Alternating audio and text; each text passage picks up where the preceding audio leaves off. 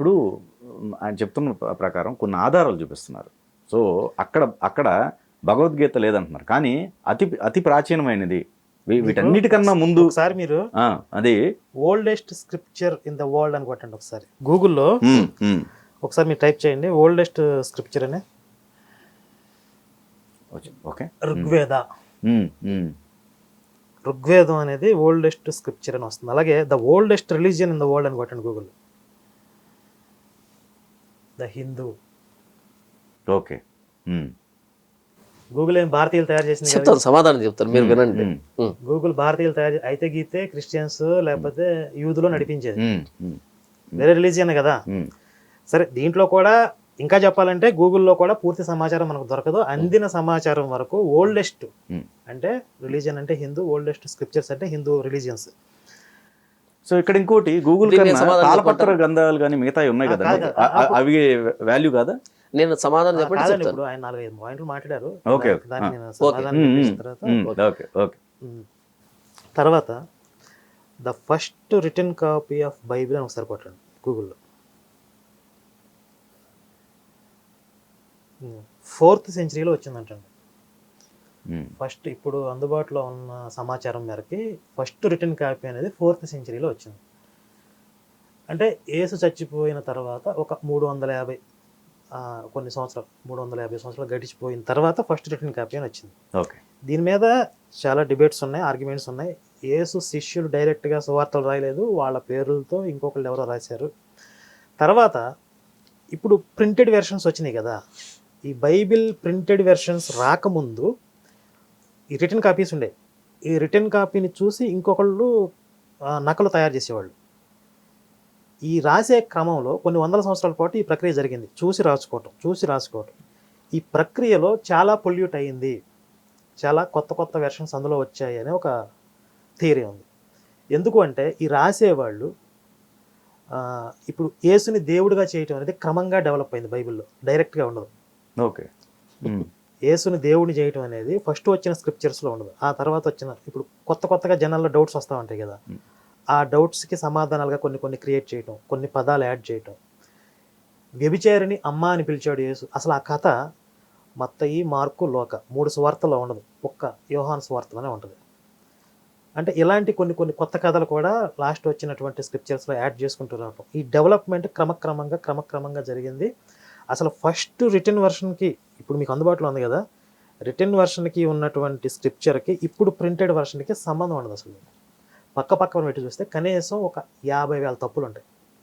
Okay, 50,000 మార్పులు జరిగాయి. Okay, దీనికి నేను ఆధారం బైబిల్లో నుంచి చూపించగలను, కావాలంటే దాని మీద ఒక డిబేట్ పెట్టుకుందాం. ఓకే, నేను చెప్పే మీ దగ్గర మాత్రం అంటే పాత నిబంధనకి కొత్త నిబంధనకి చాలా వ్యత్యాసం ఉంది కదా. పాత నిబంధనకి కొత్త నిబంధనకి అనట్లా నేను. కొత్త నిబంధనలోనే యేసు గురించి 4 సువార్తలు ఉన్నాయి. ఈ 4 సువార్తల్లో ఫస్ట్ రిటర్న్ వెర్షన్ ఉంటది కదా, ఆ రిటర్న్ వెర్షన్ లో ఉన్నటువంటి కాపీకి ఇప్పుడు ప్రింటెడ్ వెర్షన్ లో ఉన్న కాపీకి చాలా వ్యత్యాసాలు ఉంటాయి, చాలా మార్పులు చేర్పులు జరిగాయి. అవి ఎందుకు జరిగాయంటే వీళ్ళు రాసేవాళ్ళు వాళ్ళ ఉద్దేశాలు అందులో జొప్పించటం. అంటే ఇప్పుడు హిందుత్వంలో కూడా చాలా సంప్రదాయాలు ఉంటాయి, అలాగే క్రైస్తవంలో కూడా ఒక విశ్వాసాన్ని నమ్మేవాళ్ళు ఒక తెగ ఉంటే, ఇంకొక విశ్వాసం యేసు దేవుడని, దేవుడు కాదని, దేవుని కుమారుడని, ప్రవక్త అని, లేదా వీళ్ళ సొంత ఉద్దేశాలు అందులో రాసేటప్పుడు జోడించడం, కొన్ని కొత్త పదాలు యాడ్ చేయడం, ఇలా కొన్ని తప్పులు జరగటం, అంటే వాళ్ళ క్యాపబిలిటీ సరిపోక రాయటం, ఇలాంటి కొన్ని దోషాల వల్ల చాలా మార్పులు జరిగాయి. సహజం, మానవ సహజం అది. వీళ్ళు ఏమనుకుంటారంటే పరిశుద్ధాత్మ ప్రేరణ మొత్తం అంతా కొట్టిపడేసి డైరెక్ట్ పరిశుద్ధాత్మ ప్రసాదించాడు వీళ్ళు రాసేసారు అనుకుంటారు. కానీ ప్రాక్టికల్గా అలా ఉండదు. అది విశ్వాసం, ఇది ట్రూత్. అయితే ఏది ట్రూత్? ఆయన చూడండి, ఆయన మాట్లాడేటప్పుడు నేను సైలెంట్ ఇది ట్రూత్ అంటే ఏది ట్రూత్ అనేది ఇది ట్రూత్ చెప్పండి. ప్రాక్టికల్ గా బైబిల్ కాపీలు రాసేటప్పుడు తప్పులు జరగటం, సొంత ఉద్దేశాలు జొప్పించటం, మార్పులు జరగడం, ఇది ట్రూత్. అసలు పుల్లు కూడా తప్పు లేదు, మొత్తం పరిశుద్ధాత్మ ప్రేరణ అలా దిగిపోయింది అని నమ్మటం విశ్వాసం అంటున్నాం. అది విశ్వాసం, ఇది సత్యం. మీరు సత్యాన్ని అంగీకరించలేరు, అది ఒక దరిద్రం. సరే, దురదృష్టకరం. సరే, ఇంకొకటి, ఈయన ఇప్పుడు హిందుత్వంలో అనేక మంది దేవుళ్ళు ఉన్నారు, అది దేవుడే ఇది దేవుడే. కానీ ఇస్లాం క్రిస్టియానిటీలో మాత్రమే ఒకే దేవుడు ఉన్నాడు అని అన్నారు. ఇది హిందుత్వం యొక్క స్వరూపం గురించి ఆయనకి పరిపూర్ణమైన అవగాహన లేకపోవటం వల్ల, అలాగే ఆయన క్రైస్తవం మీద కూడా సరైన అవగాహన లేకపోవటం వల్ల చెప్పినటువంటి స్టేట్మెంట్. హిందుత్వంలో ఒక్కడే ఈశ్వరుడు. ఈశ్వరుడు అనే పదానికి అర్థం తెలుసుకోండి. నియామకుడు, సర్వస్వతంత్రుడు. జీవుడు దేవుడు భేదం ఉంది కదా, జీవుడికి దేవుడికి ఉన్నటువంటి సింగిల్ లైన్లో చెప్పాలి భేదం ఏంటంటే, పరమాత్మ స్వతంత్రుడు, జీవుడు పరతంత్రుడు. ఆ సర్వనియామకుడు ఈశ్వరుడు ఒక్కడే. ఆయన అనేక రూపాలు ధరిస్తాడు, అనేక అవతారాలు తీసుకుంటాడు. అలాగే దేవతా పరివారాలు ఉంటాయి. అంటే సృష్టి జరిగినప్పుడు ఇప్పుడు వీళ్ళకి ఎక్కడ పొరపాటు పడతారంటే, దేవతలకి ఈశ్వరుడికి భేదం తెలియకుండా మీకు 33 కోట్ల మంది దేవతలు, 3 కోట్ల మంది, 3 కోట్ల మంది దేవతలు, అందరూ దేవుళ్ళే, చెట్టు దేవుడే, పుట్టా దేవుడే అని అంటూ ఉంటారు. ఇప్పుడు మనం మాతృదేవో భవ అంటాం. అంటే తల్లిని దైవంగా పూజించటం. మనం జన్మకి ఆధారమైనటువంటి రక్తమాంసాలు ఇచ్చినటువంటి కనిపించినటువంటి తల్లిని దైవంతో సమానంగా పూజించడం అనేది ఈశ్వరుడితో సమానమా అనే భావనతో కాదు. అక్కడ ఈశ్వరుడు మోక్షాన్ని ఇస్తాడు, తల్లి మోక్షాన్ని ఇవ్వదు, కానీ జన్మనిచ్చిందిగా. కానీ దేవుడితో సమానంగా పూజించడం అనేది మనం ఆవిడ పట్ల చూపించే కృతజ్ఞత. అలాగే మనం సృష్టిలో పంచభూతాల మీద ఆధారపడి జీవిస్తున్నాం. పంచభూతాలు లేకుండా మనిషి జీవితం లేదు. అలాగే పంచభూతాల పట్ల మనం చూపించే కృతజ్ఞత పూజ. అలాగే మనం గురువుల్ని పూజిస్తాం. మనకి జ్ఞానాన్ని ఇచ్చిన గురువుని కూడా పూజిస్తాం.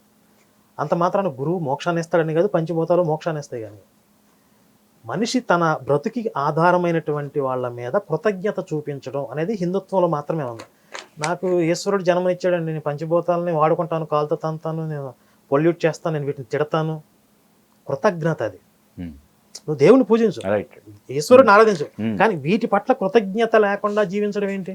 తల్లి మీద నీ కృతజ్ఞత లేకపోవడం ఏంటి? ఇప్పుడు వీళ్ళు ఏమంటారంటే, ఒక నది పంటలు పండడానికి కారణం అవుతుంది, తాగునీరు మనం తాగుతున్నాం. మరి నది లేకపోతే మనకి ఆధారం లేదు కదా, ప్రాణాధారం లేదు కదా. నదిని కాస్త గౌరవంగా, ఇప్పుడు మనకి ఒక ఆడబిడ్డని స్వాగతం చెప్పినట్లుగా కూడా నది వస్తుందంటే సారెలు పెట్టి స్వాగతం చెప్పేవాళ్ళు ఉంటారు. మరి ఆ గౌరవం ఇద్దాం నదికి అంటే, ఈ నది ఏముంది, దేవుడిచ్చాడు నది, మనం ఈ నదిని పూజిస్తే ఆయనకి బాధ కలిగిద్ది అని అంటే, మరి తల్లిని ఎందుకు గౌరవిస్తున్నావు నువ్వు? నీకు జన్మనిచ్చింది కూడా దేవుడే కదా. తల్లిదేముంది, నువ్వు తల్లిని కూడా కాలుతో తన్నేసి మరి వెళ్ళి అంటే విచక్షణ. భగవంతుడు నియమించినటువంటి శక్తులే ఈ పంచభూతాలు కానీ తల్లిదండ్రులు కానీ వీళ్ళందరూ కూడా భగవంతుడు నియమించినప్పటికీ వారికి తగిన గౌరవాన్ని ఇవ్వటం అనేది విచక్షణ, మినిమం కృతజ్ఞత. దానిని చెట్టుని పూజించడం, పుట్టను పూజించడం, దేవుని ఇట్లా సమానం చేసేసి మొత్తం అంటే కన్ఫ్యూజ్ చేసేసి వీళ్ళకి అర్థం కాకుండా ఎదుటి వాళ్ళకి అర్థం కాకుండా మాట్లాడేస్తూ ఉంటారు.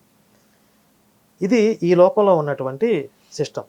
అలాగే ఒక్క భూలోకమే కాదు, ఎన్నో లోకాలు ఉన్నాయి హిందుత్వం ప్రకారం.